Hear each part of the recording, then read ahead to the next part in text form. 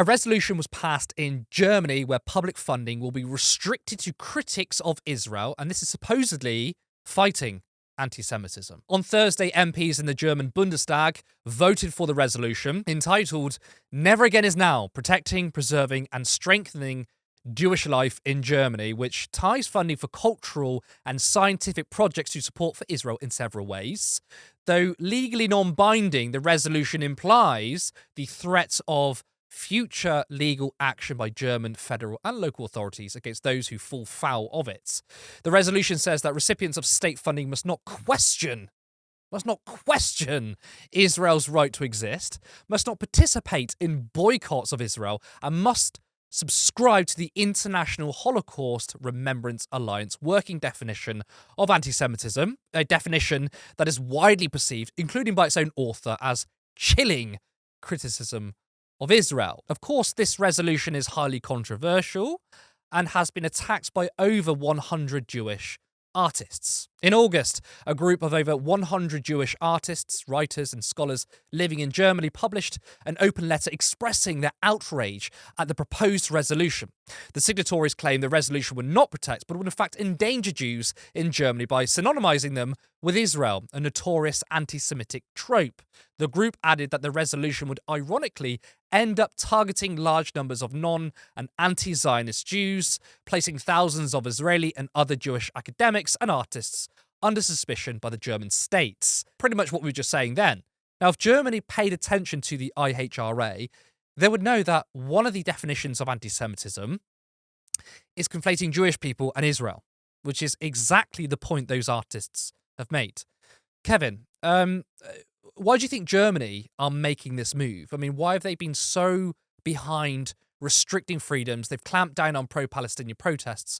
What are they trying to prove? That they're not Nazis. It's simple historical guilt and understandable historical guilt. I'm glad that there is an element within German society that thinks that they have something to make up for, because I think in some historical senses they sort of do. There is a debt that I don't think can ever be truly repaid, but that doesn't mean you shouldn't try, sort of deal. But unfortunately, this is the exact opposite way of going about that. When they say never again means now, they don't seem to realize that they are helping never again happen right now. They are literally making another genocide take place, but because it's over there, they sort of don't care. It's it's a really grotesque twisting of what never again was supposed to be about.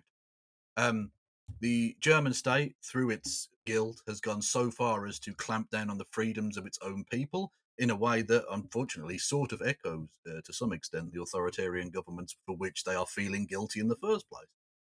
This is a non binding resolution, partly because, as certain German academics have stated, this is clearly unconstitutional.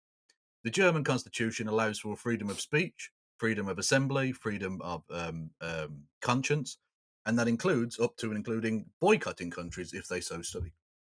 The idea that this would ever be legal is ridiculous, and I'm glad that it's not going to be sort of enforced. But that's not the point. It's the chilling effect, isn't it? It's to say to people, this is an unacceptable position to have.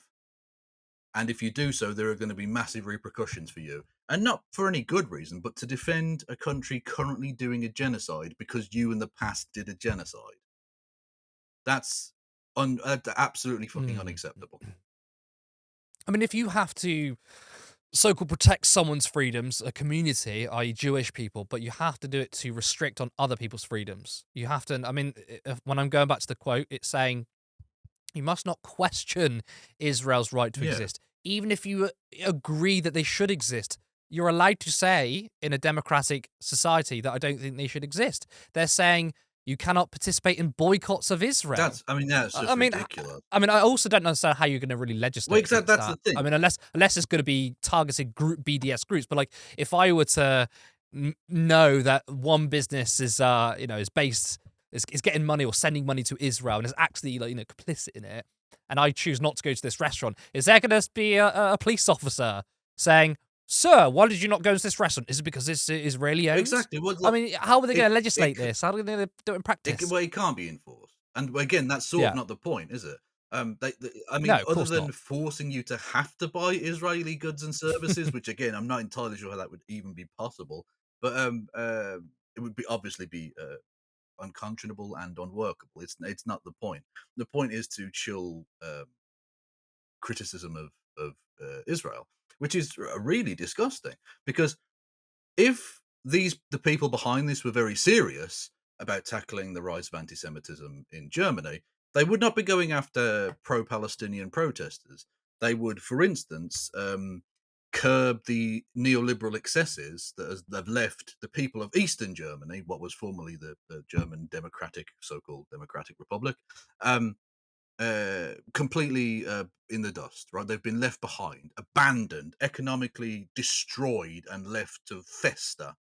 And in that swamp, monsters arise. We know this. This is how fascism comes to be. And yet, the neoliberals, the very people who are responsible for the actual rise of real, virulent, nasty anti Semitism in the forms of the Alternative for Deutschland, the AfD party, and various other even more horrific movements, are the very people now lecturing us on we're being anti-Semitic. No, you are the ones leading to the rise of actual anti-Semitism and a return to the Nazism that you feel so guilty about in the first place. So how about you stop shitting on the working class of Germany and forcing them into the arms of the very fascists who are going to make Nazism rise again? And of course, the German government has collapsed. Yeah, It's not been exactly. long. Yeah, They collapsed, and it's looking like the far right is making gains once again. So yeah, because there's again, no. because Why aren't they talking about them? Why are they not tackling them? well, because that's the point, isn't it? The Yeah. neoliberals don't give a shit about that. If they wanted to tackle actual anti-Semitism, they'd stop being neoliberals because it's that neoliberalism which has hollowed out the economic base of parts of Germany that have led to the rise of the AfD. And acknowledging that would be acknowledging their own fault and complicity in that situation. And they're never going to do that. They're never going to turn against their rich donors. They are what they are. They're neoliberal assholes, for want of a better phrase. And so they're just going to allow that situation to fester. And each election, we see the encroachment of the AfD in both state elections and in the federal government. And regardless of whether this new election happens in January or in 6 months or wherever, Scholz's party will lose significantly. Various other of the coalition parties will probably lose. Hopefully, you're going to see an increase in things like the Greens because there needs to be a left wing alternative and pushback against this. But ultimately, the AfD will encroach on this further and further. And it's become such an issue that they can't ignore it any longer, surely. And yet they're going to fucking try. Support independent media, support social justice that's there on social media. Thank you. Turn left.